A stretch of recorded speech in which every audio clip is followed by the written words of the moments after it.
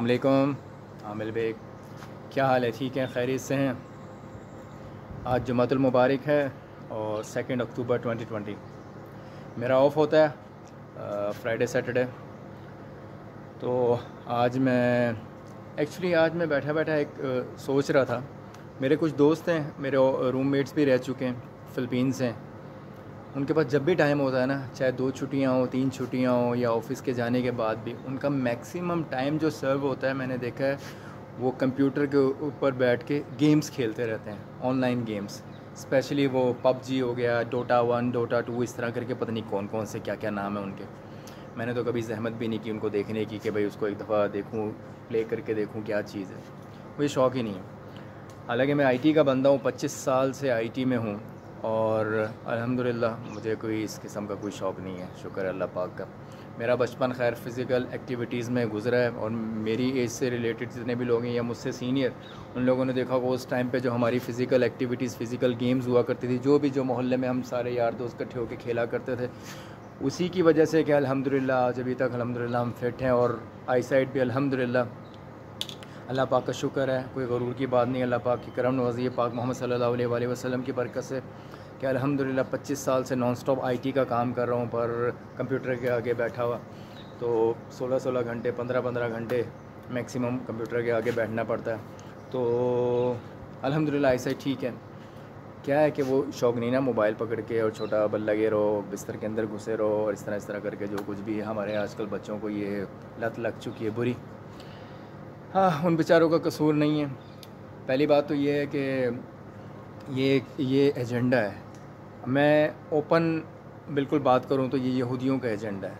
यहूदी बेसिकली बाकी कितने मज़ाहिब हैं दुनिया में, ज़ाहिर है मुस्लिम, क्रिश्चियन, यहूदी, हिंदू, सिख, बेशुमार, ठीक है।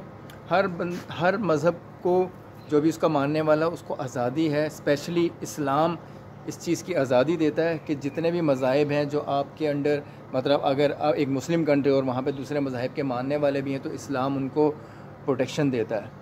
उनके ऊपर जबर करने का हमें कोई इख्तियार वो नहीं है और हमें कहता है कि वो उनको इख्तियार है अपने मज़हब को प्रॉपर एक उसमें किसी को नुकसान पहुँचाए बगैर उसको फॉलो करने का, उसके ऊपर अमल करने का। किसी को जबरन आप उसका मज़हब कन्वर्ट नहीं करवा सकते।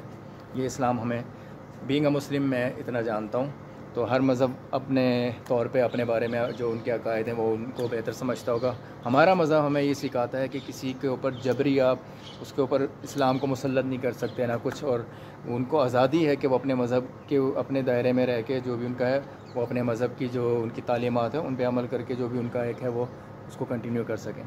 तो इस्लाम यानी कि उनको प्रोटेक्शन देता है उन दूसरे मज़ाहिब को भी। पर एक जो है यहूदी, वो समझता है कि उस दुनिया में सिर्फ उसी का रहने का हक़ है और वो जो है बस वही सुपीरियर है सबसे। बनी इसराइल में से हैं, ज़ाहिर है, फिर मुनकिर हो गए और बस भटक गए रास्ते से और बस खुदसर हो गए। आज जो दज्जाली फ़ितना है वो वही फ़ितना है जिसको सबसे ज़्यादा दज्जाल के आने का इंतज़ार है। आप लोगों को बेहतर पता है कि दज्जाल के बारे में सुना होगा। हमारे हुज़ूर पाक सल्लल्लाहु अलैहि वसल्लम की बेशुमार अहादीस हैं दज्जाल के बारे में, इस फ़ितने के बारे में। तो इससे आगही हमारी हुज़ूर पाक सल्लल्लाहु अलैहि वसल्लम ने बेशुमार मौक़े ऐसे आए कि आपने हमें इसकी नसीहत फरमाई और इससे बचने की तरग़ीब भी दी। तो कहने का मतलब ये है कि ये जो दज्जाली फ़ितना है ना, ये जो गेम्स वगैरह हैं और ये जितनी भी चीज़ें हैं, ये सब जितनी भी फ़िज़िकल एक्टिविटी से आपको दूर करती हैं और ये अपने गैजेट्स के अंदर बस आप इसके अंदर घिर गए। ये जो टेक्नोलॉजी का इस्तेमाल है ये बुरा नहीं है। देखिए जो जितनी भी गैजेट्स हैं, मोबाइल्स हो गए, टैबलेट्स हो गए, जो कुछ भी है टेक्नोलॉजी, ये हमारे यूज़ के लिए बनी थी। हम इसको यूज़ करने के मतलब ये इसलिए कि हम इनको यूज़ करें अपनी ज़रूरत के हिसाब से, ना कि ये हमें यूज़ करना शुरू कर दें। और आजकल क्या है कि ये हमें यूज़ कर रही हैं। हमें कितनी एडिक्शन हो चुकी है इन चीज़ों की कि हम तो मतलब रहते नहीं, हर वक्त मोबाइल हमारे हाथ में। 4 दोस्त आज आपस में मिलते हैं तो चारों के हाथ में मोबाइल है, इंटरनेट ऑन है और बस आपस में सलाम दुआ की और आपस में अपना लग गए मोबाइल में। क्या फ़ायदा इस ऐसी मुलाकात का, क्या फ़ायदा ऐसा मिलने का? अब वो चीज़ रही नहीं, सीधी सी बात है, सब इस चीज़ में घिर चुके हैं, क्या करें। तो ये एक लत लगी, एक नशा है। नशा ज़रूरी नहीं कि आप पाउडर से करते हैं, स्मोक से करते हैं, कुछ करते हैं, ये भी एक नशा है। ये जो गैजेट्स का, इंटरनेट का जो नशा है, इसका नेगेटिव इम्पैक्ट। पॉजिटिव इम्पैक्ट को हमने भुला दिया कि अब बहुत दूर दराज की चीज़ें ऑन द स्पॉट सेकंडों में मालूम कर सकते हैं। तो उसके अलावा हम जब नेगेटिविटी की तरफ ज़्यादा चले गए, तो जाहिर है ये तो एजेंडा है जिसके जो एक इस पर वर्किंग कर रही है वो यहूदी लॉबी मैक्सिमम, और पपेट बनाया हुआ है दूसरे मज़ाहिब को भी। और फोकस फर्स्ट टारगेट उनका मुस्लिम्स हैं कि मुस्लिम्स को, जैसे आपने देखा होगा, मैं बुराई नहीं कर रहा, इंसान में अच्छे बुरे सब लोग होते हैं। मज़हब को हटा के अगर कोई इंसान है, मैं अच्छा भी हो सकता हूँ, बुरा भी हो सकता हूँ, शैतान भी हो सकता हूँ, और जिसे बोलते हैं रहमान का भी बंदा हो सकता हूँ। तो कहने का मतलब ये हुआ कि बीइंग अ मुस्लिम, अगर मैं किसी के साथ बुरा कर दूँगा, ठीक है, तो पूरी दुनिया में क्या चीज़ फैलेगी, क्या नाम है, रेडिकल इस्लाम, और क्या नाम है मुस्लिम्स के बारे में कि वो दहशतगर्द होते हैं सब। ऐसी अगर कोई क्रिश्चियन, कोई यहूदी, कोई हिंदू, दूसरे मज़हब का, मैं बुराई में नहीं कह रहा, अगर वो कोई बुरा का फेल करेगा तो उसके मज़हब को हिट नहीं किया जाएगा। तो इसका मतलब कोई एजेंडा है ना, मैं ये बात नहीं कर रहा। पर ये ज़्यादा चीज़ें से कहाँ से हैं, किस वजह से? यहूदी फैलाते हैं, उनका ये टारगेट है, उनका ये मिशन है। क्यों? कि उनको लगता है कि उनके रास्ते की रुकावट अगर कोई आने वाली है तो शायद इसी तरीके से है जो भी है। तो मेरा कहने का मतलब ये है कि उन लोगों ने हमारे बच्चों को कैसा बना दिया है कि फ़िज़िकल एक्टिविटी से दूर करके रख दिया, ये गेमों के अंदर का चस्का डाल के रख दिया, और इंटरनेट के अंदर के उसका गलत तरीके से उसका जो भी यूज़ है, मतलब वो गलत वीडियोस देखना और जो कुछ भी करना, अपने जहन को नेगेटिव करके, मतलब इसकी पावर को, इसकी स्किल्स जो इसके अंदर है अल्लाह पाक ने रखी है, जो इल्म रखा है उसको डिस्ट्रॉय करना बस बुराई में पड़ के।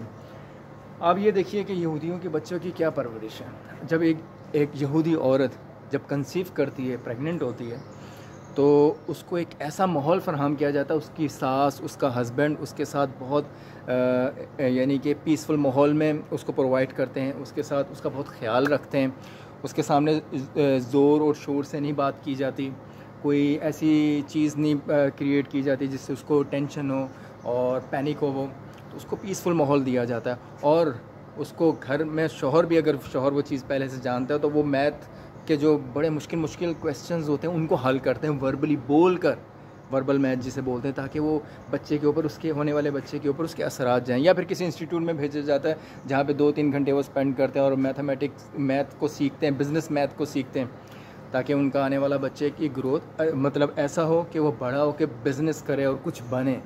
और यानी कि उनकी तैयारी क्या होती है, खुराक भी आप देखें, वो औरत जो होती है कंसीव करने के बाद खजूर हो गई, बादाम हो गया, मछली हो गई, दूध हो गया, गोश्त हो गया, अच्छी हेल्दी ग़िज़ाएँ यूज़ करती हैं ताकि उसके असरात होने वाले बच्चे के ऊपर अच्छे पड़ें, वो एक मज़बूत और सॉलिड और ताकतवर यहूदी पैदा कर सकें जो आने वाले वक्तों में नोबल प्राइज़ हासिल कर सके। आपने देखा होगा 70 से 80% जो हैं यहूदी वही नोबल प्राइज़ लेते हैं।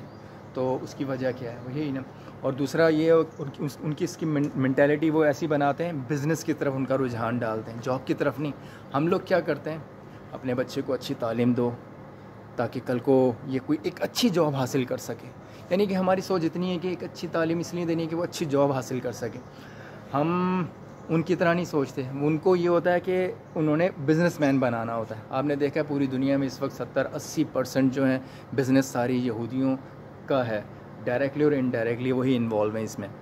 तो अभी ये जो यूट्यूब के ज़रिए मैं अपनी वीडियो अपलोड करता हूँ ये भी उन्हीं की है। फेसबुक हो गया, जो कुछ तादाद में बहुत थोड़े हैं पर पूरी दुनिया को डायरेक्टली ना सही इनडायरेक्टली वो कंट्रोल कर रहे हैं। ठीक है, तो ये चीज़ है। मैं उनके ख़िलाफ़ नहीं हूँ, सिर्फ इस वजह से हूँ कि वो कुदरत को चैलेंज करने के चक्रों में पड़ गए हैं। यानी वो चाहते हैं कि इस दुनिया में रहने का सिर्फ उन्हीं को हक़ है और किसी और दूसरे मज़ाहिब को नहीं है। और यानी कि वो चाहते हैं कि बस यहूदी सुपीरियर हैं और दूसरे मज़हब के लोग नहीं हैं। तो वो इस वजह से बस वो चाहते हैं कि इस दुनिया में सिर्फ यहूदियों की हुक्मरानी रहे, वो जैसा चाहें, उनका world order, new world order आए और बार उनको फॉलो किया जाए। तो भाई ये चक्कर, उसके लिए वो ये सब कुछ करते हैं। हमारे बच्चों की फ़िज़िकल एक्टिविटी ख़त्म करके उनको गेमों के ऊपर डाल दिया है और दूसरी बुरी लतों में डाल दिया है। ताकि अब एक गेम्स का क्या नुकसान है, मुसलसल फोकस रखने के मोबाइल पे उनकी आई साइड वीक हो जाती, दूर की नज़रें कमज़ोर हो जाती। क्या खाक वो लड़ेंगे? फ़िज़िकल एक्टिविटी है नहीं, जिस्म के अंदर जिस्मानी ताकत ही नहीं है, तो क्या उनकी एक्टिविटी, क्या वो उनसे लड़ेंगे? बान और ये जो बर्गर हो गए, फास्ट फूड्स हो गई, ये हमें खिला के ये जो बर्गर की क्या शेप है, वही हमारे ये पेट की भी बैली की शेप बना देते हैं, बर्गर ही बना देते हैं हमारे बच्चों के पेट को, आने वाली नस्लों को, और जो नस्लें चल रही हैं इस वक्त। तो क्या है, ताकि वो भाग दौड़ नहीं कर सकते। उनके बच्चे की ट्रेनिंग देखें, हमारा बच्चा पैदा होने के बाद ही अब मोबाइल पकड़ा हुए बैठा हुआ होता है, वो बड़ा खुश होते हैं, वो है भाई उसको तो सेल्फ़ी लेनी आती है, उसको गेम ओपन करनी आती है, यूट्यूब में जाके अपनी पसंद के कार्टून ओपन कर सकता है। बट आप ये देखें यहूदी, उनका बच्चा जब 3 साल का ही होता है, 3 से 4 साल का, वो जनाब उसको तीरंदाजी सिखाते हैं, उसको शूटिंग सिखाते हैं, उसको तैराकी सिखाते हैं। इससे उसको कंसंट्रेशन उसकी पक्की होती है, उसके अंदर उसकी सोच पुख्ता होती है, ठीक है। फिर जब वो स्कूल में जाता है तो स्कूल में जाने के बाद आप ये देखिए उसको तीसरी जमात से ही बिज़नेस की ट्रेनिंग दी जाती है कि बिज़नेस कैसे करना है, कमाना कैसे। उनको तो ऐसे टास्क दिए जाते हैं कि 5वीं छठी जमात से ये समझ लीजिए कि आपके पास ये $3000 हैं, अब इससे $10,000 कमा के दिखाएं, ये एक प्रोजेक्ट उनको मिलता है। तो उनकी ज़हनी नशोनुमा बिज़नेस के हिसाब से की जाती है। अब उसमें क्या होता है, बिल्कुल इसी तरीके से। अब और ये जो यहूदी होते हैं ना, इनको पता है कि हमने कौन से बच्चे को किस फील्ड में डालना है, किसको साइंटिस्ट बनाना है, किसको डॉक्टर बनाना है, और किसको न्यूक्लियर फील्ड में रखना है। ये सब उनको पता होता है, किस बच्चे में क्या स्किल्स है, उसको उस हिसाब से ट्रेनिंग की जाती है, ठीक है। तो ये, और हम लोगों का क्या हिसाब किताब है, ब्लाइंड, हमें परवाह ही नहीं, हमें फ़िक्र ही नहीं, हमें तो अपने घर का माहौल भी सही रखना नहीं आता। जहाँ हम लोगों की एक चीज़ सबसे अच्छी क्या है कि हम फैमिली ओरिएंटेड होते हैं, यानी कि हम फैमिली एक ख़ानदान की तरह रहना पसंद करते हैं। और यही इक़्तिदार, यही जो हमारी जो एक चीज़ है, ये हमारी दूर की जा रही है फ़िल्मों और ड्रामों के ज़रिए।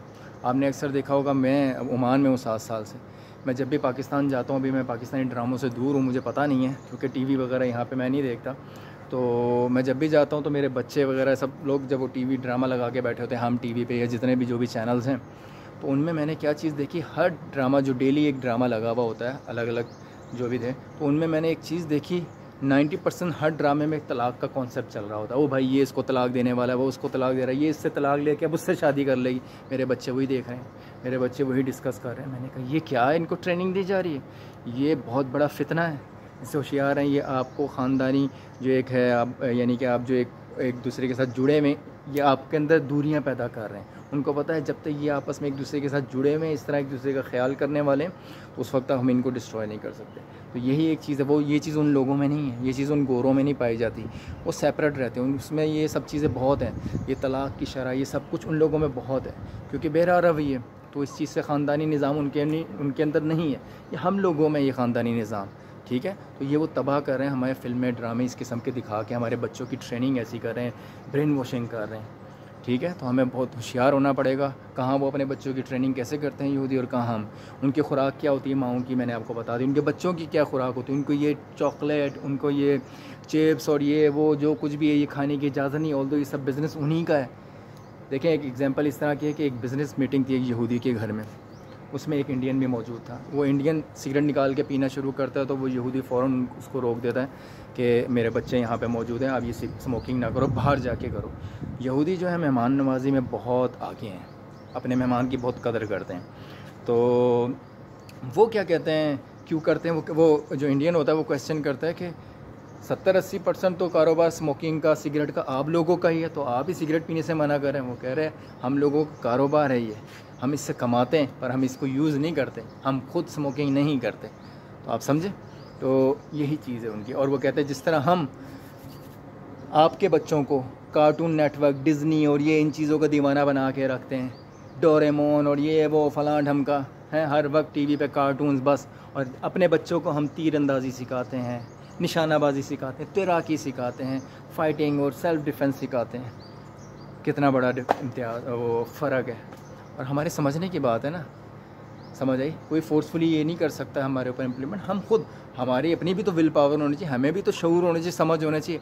हम लोग क्या हैं, हम लोग इतने अक्लमंद हैं और इतने बड़े फ़िलासफ़र हैं और इतने इंटेलिजेंट अपने आप को समझते हैं कि अपनी गवर्नमेंट को, जो हमारी जो भी गवर्नमेंट होगी, हमें ये तो पता है कि ये बंदा गलत कर रहा है और ये इसको ऐसे करना चाहिए। यानी कि हम ये समझते हैं कि जो इतने करोड़ों की आबादी है एक कंट्री की, तो हमें ये पता है कि इनकी मैनेजमेंट कैसे करनी है जो गवर्नमेंट नहीं कर पा रही है। और जबकि हम ये नहीं जानते कि अगर हम 6 अफराद या 7 अफराद या 10 अफराद का एक कुंबा, एक ख़ानदान है, उस ख़ानदान को कैसे चलाना है ये हमें पता नहीं है। और पूरे कंट्री को कैसे चलाना ये हमें पता होता है। हम बस इस किस्म की शोबदाबाजियों में रहना पसंद करते हैं। माफ़ कीजिएगा, मैं अपने आप को शामिल करके बात कर रहा हूँ। आज हमें पता है कि हम लोगों की नसीहत हमारे बच्चों पे क्यों असर नहीं करती। हज़रत उमर फ़ारूक रज़ी अल्लाह ताला अन्हु के दौर की बात है। आप तशरीफ़ फरमाएँ, आपकी खिलाफत का दौर है। तो एक औरत ना अपने बच्चे को लेकर आती है और रिक्वेस्ट करती है कि अमीरुल मोमिनीन मेरे बच्चे को नसीहत कीजिए, ये गुड़ बहुत ज़्यादा खाता है और कभी कभी घर में गुड़ नहीं होता तो मुझे बहुत परेशानी होती है और ये बहुत ज़िद करता है। तो आप थोड़ी देर गौर फरमाते हैं, खामोश रहते हैं और उसके बाद आप कहते हैं इस बच्चे को 1 हफ़्ते के बाद मेरे पास लेके आना। वो औरत चली जाती है। 1 हफ़्ते के बाद वो औरत आती है दोबारा। तो आप उस बच्चे की तरफ मुखातिब होकर फरमाते हैं कि बेटा गुड़ कम खाया करो और ज़िद ना किया करो, इसकी वजह से तुम्हारी माँ को तकलीफ़ होती है। और आप कहते हैं कि उस औरत को ठीक है इस बच्चे को ले जाओ, अब ये ज़िद नहीं करेगा। तो जो हाज़रीन में लोग होते हैं वो पहले भी मौजूद थे जब वो औरत आती है। तो वो फरमाते हैं कि वो आपसे पूछते हैं कि आपने इस औरत को 1 हफ़्ते बाद आने की, ये सिर्फ इतनी सी नसीहत करनी थी तो 1 हफ़्ते बाद आने की ज़हमत क्यों दी, 1 हफ़्ता इंतज़ार क्यों करवाया। तो हज़रत उमर फ़ारूक रज़ी अल्लाह ताला अन्हु फरमाते हैं कि मैं उस वक्त भी इसको ये नसीहत कर सकता था पर वो असर नहीं करनी थी। वो इस वजह से कि मैं ख़ुद भी गुड़ शौक़ से खाता हूँ। पहले मैंने अपनी इस हैबिट को कम किया, थोड़ा कम किया, अगले दिन और कम किया, फिर जब मैंने इसको और अपनी आदत को 1 हफ़्ते में पुख्ता कर लिया तो फिर मैंने उस बच्चे को नसीहत की। अब ये नसीहत उस पर असर करेगी और ये अमल करेगा। तो यही बात है। आज हम अपने छोटे बच्चों को, अपने फैमिली मेम्बर्स को नसीहत करने के चक्रों में पड़ते हैं जबकि हम में वो सब बुराइयां पाई जाती हैं, हम खुद उस पर अमल नहीं करते। तो यही तो बात है भाई, हम करोड़ों लोगों को कैसे बदल सकते हैं। हमें चाहिए सिर्फ अपने आप को बदलें, अपना एहतसाब करें। हम अपने आप को सही कर लेंगे, आहिस्ता आहिस्ता सब अपने आप को ठीक करना शुरू हो जाएंगे, पूरा माशरा ठीक हो जाएगा। हमें ये सब पता है कि फ़लाँ कैसा है, फ़लाँ क्या करता है, फ़लाँ क्या करता है, हमें ये नहीं पता हम कैसे, हम क्या करते हैं, हम क्या कर रहे हैं।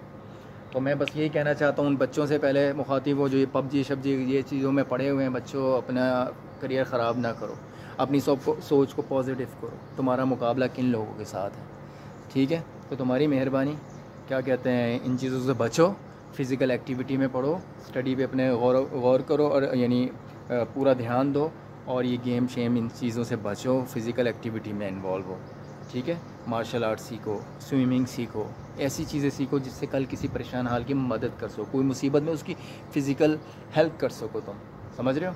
तो अपने आप को, अपने मेंटल को स्ट्रॉन्ग करो, रूहानी पावर को बेदार करो, ठीक हो गया। तो ये चीज़ है। तो आप ये चीज़ गौर से, हम लोग क्या है, घरों का, अपने घर के निज़ाम को सेव करने की कोशिश करें, ठीक है। घर में अफरा तफरी, मतलब ये जो गलत फहमियाँ भी पैदा हो जाती हैं, इनसे इनको अवॉइड करें। देखें ऊंच नीच होती रहती है, तो ये भी ज़िंदगी का हिस्सा है, इंसान इसी से सीखता है। माजी में रहना नहीं चाहिए, माजी से सिर्फ सीखना चाहिए और आगे बढ़ना चाहिए। ये नहीं कि एक चीज़ को पकड़ के बैठ जाओ और दूरियां रहें, ऐसा नहीं है। आपस में एक दूसरे को जोड़िए, ठीक है। नसीहत करने से पहले हमें ख़ुद पहले उस नसीहत पे, जो नसीहत हम किसी को करने लगें या किसी को चाहते हैं कि इसको ऐसा होना चाहिए, तो पहले हमें वैसा होना है। पहले हम प्रैक्टिकली उस पर अमल करें तो फिर दूसरे को नसीहत करें, ठीक हो गया। तो ये चीज़ होती है। अपने छोटों का ख्याल रखना चाहिए, बड़ों का अदब करें, अल्लाह पाक हमारे लिए आसानियाँ पैदा करें। तो मैं बस यही कहना चाहता था कि यार अपने आप को बचाइए, जो ये गेमों शेमों के चक्रों से बचिए और देखिए मतलब। और हाँ, मैं 25 साल हो गए मुझे जॉब करते हुए ख़ुद, ठीक है। एक तो मेरी तालीम नहीं थी, ज़ाहिर है जो भी है, उस वजह से फिर जो भी अल्लाह पाक ने दिया, अल्लाह पाक का बहुत करम है, अल्हम्दुलिल्लाह। मेरी औकात से ज़्यादा अल्लाह पाक मुझे नवाजा है। मुझे अल्लाह पाक ने, कि मतलब मैं एक मैट्रिक किया हुआ बंदा यहाँ पे एक IT मैनेजर बन के बैठा हूँ 7 साल से, और अल्हम्दुलिल्लाह 40-50 इंजीनियर्स की एक टीम है यहाँ पर, और अल्हम्दुलिल्लाह एक एग्जेक्टिव जॉब है मेरी। अल्लाह पाक का करम है, तालीम और किसी डिग्री के बग़ैर, तो सिर्फ एक्सपीरियंस काम है, अल्लाह पाक ने करम किया। तो कहने का मतलब ये है कि अब मैं 25 सालों में मैंने इतने बॉस मैंने चेंज किए, मुझे नहीं लोगों ने निकाला, अल्हम्दुलिल्लाह। मैं जहाँ से गया हूँ खुद निकला हूँ, आगे से आगे बढ़ता चला गया, और अभी तक मेरे सारे बॉस पुराने जितने भी, उनके साथ मैं अटैच हूँ, मिलते, हमारी बातचीत होती रहती है। तो कहने का मतलब ये है कि अभी मैंने ये तो सीख लिया कि बॉस को कैसे शीशा करना है, शीशे में उतारना है। एक बॉस चाहे कितनी ही उनकी नेचर कैसी हो, पर उनको यानी कि उनकी नेचर को मैं समझ के तो उनके साथ एक अच्छे ताल्लुकात कैसे कायम करने, ये सब चीज़ें मुझे आ गई इन 25 सालों में। मैं एक लॉयल एम्प्लॉय तो बन गया हूँ, पर मैं एक अच्छा बिज़नेसमैन बनते हुए डरता हूँ, नहीं बन सका। मुझे आज भी डर लगता है कि मैंने कोई बिज़नेस स्टार्ट की तो कहीं नुकसान ना हो जाए। क्यों? कि मेरी ट्रेनिंग ही ऐसी होगी ना जॉब की तरफ। तो यही मैं चाहता हूँ बच्चों कि अपनी ट्रेनिंग ऐसी करो, तालीम हासिल करो और कोशिश करो बिज़नेस की तरफ जाओ। हमारे हुज़ूर पाक सल्लल्लाहु अलैहि वसल्लम ने फरमाया है, उन्होंने आप सल्लल्लाहु अलैहि वसल्लम ने जॉब को सबसे आखिरी दर्जा दिया है, ठीक है। और वैसे भी कहते हैं कि जो रिस्क है जब बांटा जाता है, रिस्क यानी कि उसके 10 दर्जे हैं, उनमें से 9 दर्जे जो हैं वो तो बिज़नेस की तरफ जाते हैं, बिज़नेस वालों की तरफ। 1% जो बचता है वो मुलाजमों की तरफ जाता है। तो इसलिए जॉब को सबसे आखिरी दर्जा दिया गया। हमारे हुज़ूर पाक सल्लल्लाहु अलैहि वसल्लम की भी बिज़नेस थी, कपड़े का अपना अब बिज़नेस किया करते थे। तो कहने का मतलब ये है कि बिज़नेस की तरह ये यहूदी लोग क्या है, ये हमारे इस्लाम से ही सीख के और वो उन चीज़ों को देखें इम्प्लीमेंट करते हैं अपने ऊपर। और हम लोग क्या हैं, हम दूर हैं। इसलिए हमें भी सोचना चाहिए और बच्चों को अपने छोटों को नसीहत करने से पहले अपने आप को देखें कि हम खुद क्या हैं। हमें अपने आप को सुधारना है, वो उनके ऊपर खुद ही इस चीज़ का असर आता जाएगा, क्योंकि वो हमें फॉलो कर रहे हैं। जैसे यहूदी अपने घर का माहौल ऐसा बना के रखते हैं, आने वाले बच्चे पे अच्छे पॉजिटिव असरात हों, तो क्या हम नहीं बना सकते? अगर हम अपने बच्चे की जब एक माँ कंसीव करती है उस वक्त से उसकी ट्रेनिंग स्टार्ट करें, रूहानी तरीके से भी अच्छे अखलाक उसमें जाएंगे। जब हम टेंस माहौल से बचेंगे, माँ यानी कि सास बहू के झगड़े, हस्बैंड और वाइफ के झगड़े और जो इतने भी रिश्तों के आपस के झगड़े होते हैं उनसे बचेंगे, तो वो बच्चे के ऊपर उसके बुरे असरात नहीं जाएंगे। और उस वक्त जो भी एक पॉजिटिव एक्टिविटीज़ हैं उसमें इन्वॉल्व हुआ होंगे तो बच्चे पे उसके असरात जाएंगे, ज़ाहिर है। फिर जब वो पैदा होगा पॉजिटिव माइंड के साथ पैदा होगा, समझ रहे हैं? तो ये चीज़ें, शैतान आपका खुला दुश्मन है, इससे बचना चाहिए। और आजकल एक और चीज़ बहुत फैली हुई, जादू टोना और ये सब, हम लोग उसमें फ़र्क नहीं कर पाते। एक वलीउल्लाह में, एक अल्लाह के बुर्गज़ीदा बंदों में और एक जादूगरों में हमें फ़र्क नहीं रहा। हम जादूगरों के आगे मतलब अपने ईमान को ज़ाया कर बैठते हैं, तो उनसे बचना चाहिए। लाइक अगर मेरा कोई दोस्त है वो किसी जादूगर के पास गया है, काला जादू करने वाले के पास, जो हराम है, वो इस्लाम के दायरे से खारिज हो जाता है वो बंदा जो काला इल्म करता है। तो कहने का मतलब ये है कि जादू तो है, एग्जिस्ट करता है। तो हमें ये नहीं कि हम कहें वो जादू होता नहीं है, क्यों नहीं है। तो इसलिए तो उसी के तोड़ के लिए ये हमारी क्या नाम है चारों कुल है ना। तो सूरह नास हो गई, सूरह फलक हो गई, तो ये सब ये इसी वजह से उसी जादू का तोड़ है ना। तो कहने का मतलब ये है कि ये जो जादूगर होते हैं ना, इनके चुंगलों से भी बचना चाहिए। जो ऐड आते हैं बहुत बड़े अखबारों में लिखे हैं, दीवारों पे लिखा होता है, पाकिस्तान हो गया, इंडिया हो गया, बांग्लादेश जनाब 24 घंटे में ज़ालिम और महबूब आपके कदमों में, और ऐसा वैसा ये वो, ये सब शैतानी काम है। इनसे बचना चाहिए, शॉर्टकट नहीं ढूंढना चाहिए कभी भी ये इस तरह के रास्ते से किसी का बुरा चाह के। क्यों कि एक बात याद रखिए कि वो जो आप किसी के पास जाते हैं, शैतान वो जादूगर के पास, जिसको राहिब बोलते हैं, वो राहिब के पास जब आप जाते हैं जादूगर के पास, तो वो आपको आपके पिछला सब कुछ बता देता है, एग्जैक्ट एक्यूरेट वैसे ही बता देता है। वो क्या वजह है? वो जो उसने काला इल्म किया होता है, जो उसके पास शैतान होता है, वो इल्म से, जो शैतानी इल्म से उसके पास आ चुका होता है, उसके ताबे हो चुका होता है, वो उसको इन्फॉर्म करता है। और वो कैसे इन्फॉर्म करता है? जब एक बच्चा पैदा होता है उसके साथ एक जिन को भी पैदा किया जाता है, वो हमारे साथ ही ग्रो करता है, हमारे साथ ही परवान चढ़ता है। वो हमारे घर का भेदी होता है, वो हमारा एक एक चीज़ जानता है कि हम हमारे पे क्या कुछ गुजर चुकी है और हम क्या कर रहे हैं और क्या करके उस तक पहुँचे उस जादूगर के पास, सब उसे पता होता है। तो उसका जो शैतान होता है, जो उसने अमलियात से काबू किया होता है काले जादू से, वो हमारे वाले शैतान से सारी इन्फॉर्मेशन लेके उसको बताता है और फिर वो उसकी ज़ुबान से निकलती है जादूगर को, और हम हैरान हो जाते हैं, वाह इसे ये भी पता, वो मैं भिंडी खा के आया हूँ इसे ये भी पता है। सो फलाना ढमकाना एग्जाम्पल के तौर पे बता रहा हूँ। तो मेरे इतने बच्चे हैं और मेरी इतनी वाइफ है या कुछ ये वो, मैं इतने बहन भाई हैं, ये सब कुछ, ये सब वो उसका शैतान हमारे शैतान से इन्फॉर्मेशन ले रहा होता है, जो हमारे साथ है, हमारे घर का भेदी, समझ रहे हैं? तो ये बात है। तो होशियार रहें इन चीज़ों से भी। हम उनके चक्करों में आके उनको पता नहीं क्या कुछ समझ बैठते हैं और अपना ईमान ज़ाया कर देते हैं। जो अल्लाह ताला के बुर्गज़ीदा बंदे हैं, नबूवत का सिलसिला ख़त्म हो गया, उनके बाद हमारी रहनुमाई के लिए जो वलीउल्लाह आते रहे और आते रहेंगे, और जो हैं अल्लाह पाक उन्हीं से हमारा ताल्लुक़ जोड़ के रखें और उन्हीं के सोबत में हमें रहने की तौफ़ीक़ अता फ़रमाएँ। और अल्लाह ताला अपने हबीब पाक सल्लल्लाहु अलैहि वसल्लम की बरकत से हमें शयातीन की शर से महफूज रखें और अपने आप को समझने की तौफ़ीक़ अता फ़रमाएँ। और मतलब सिर्फ़ अपने आप को हमें सुधारने की ज़रूरत है, हमें सिर्फ़ अपने आप को देखना है कि हम क्या हैं, हम क्या कर रहे हैं, ठीक है। माशरे की फ़िक्र ना करें, वो हम नहीं कर सकते उनको तब्दील, हमें सिर्फ अपने आप को सुधारना है। इंडिविजुअली हर बंदा अपने आप की अपनी इस्लाह करता चला जाए, पूरा माशरा ठीक हो जाएगा। ठीक हो गया। गो ये बहुत मुश्किल काम है पूरे माशरे का एक साथ ठीक होना, क्योंकि शयातीन भी बसते हैं ना, वो बहकाते हैं, आएंगे, ठीक है गलती हो जाती है, तौबा कर लो, अल्लाह पाक बहुत गफूर रहीम है, फ़ौरन अल्लाह ताला के हजूर माफ़ी मांगो अकेले में तराही में बैठ के। और जो गुनाह हो जाते हैं उसकी पब्लिसिटी नहीं करनी चाहिए। अल्लाह पाक ने अगर किसी गुनाह पे पर्दा डाला हुआ है तुम्हारे, तो उस पर पर्दा डाला रहने दो। 4 लोगों को क्यों एक्सप्लेन करते हो मैं ये कर चुका हूँ, मैं चौड़ा हो गया जैसे पता नहीं क्या, समझ रहे हैं। तो अल्लाह पाक हम सबको हदायत अता फ़रमाए। मैंने बहुत टाइम ले लिया आपका। मैं स्पेशली उन बच्चों से डिस्कस करना चाह रहा था जो गेमों के बस एडिक्शन हो चुकी है, उनको एडिक्टिव हो चुके हैं। तो बच्चों ज़रा होशियार रहो इन चीज़ों से। आप लोगों को अपने बारे में सोचना है, अपने फ्यूचर के बारे में सोचना है। इसमें इन एक्टिविटीज़ में अपना टाइम ज़ाया ना करो। फ़िज़िकल एक्टिविटी में इन्वॉल्व हो, पढ़ाई के साथ साथ ये निशानाबाजी और ये सारा कुछ, मतलब सेल्फ़ डिफेंस सीखो, मार्शल आर्ट सीखो, बॉक्सिंग सीखो, ऐसी चीज़ें जिससे अपना और दूसरों को प्रोटेक्ट कर सको, मज़लूम की मदद कर सको। समझ रहे हो। चलें ठीक है। मैं अभी आउटडोर में हूँ तो ये मुझे फ्लाइज़ वगैरह और ये सब चीज़ें तंग कर रही हैं, और ये सूरज बिल्कुल एन मेरे ऊपर है, और आपको हैरत होगी 40 के करीब टेम्परेचर है, और मैं ये भाई आप देख ही रहे होंगे मेरी हालत। ठीक है। चलें ओके जी, टेक केयर, अल्लाह हाफ़िज़, अपना ख्याल रखिएगा। अल्लाह पाक मोहम्मद सल्लल्लाहु अलैहि वसल्लम की बरकत से आपकी मेरी सबकी मुश्किल आसान फरमाएँ। आमीन। अल्लाह हाफ़िज़, टेक केयर।